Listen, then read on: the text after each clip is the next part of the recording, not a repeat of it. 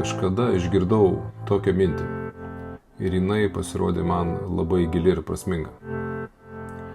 Vyro vyriškumo lygis matuojamas ne pinigų kiekiu, kurį jis uždirba, o atsakomybės kiekiu, kurį jis prisima už save, už moterį, už vaikus. Tu gali pasakyti žmonai, dabar uždirbu 1000, bet galiu uždirbti 1 000 000, nes turiu potencialą 1 000 000. Vyro užduotis ne uždirbti milijonus ir neaprūpinti savo moterį prabangiamis mašinomis, prabangiomis kelionėmis. Vyro užduotis įgyvendinti savo potencialą.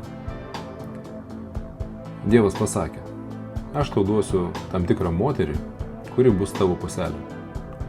Jos užduotis padėti tau įgyvendinti savo potencialą. O dabar esminė mintis. Už kiekvieno sėkmingo vyro slypi išmintinga moteris. Ką tu manai apie tai? Pakomentuok.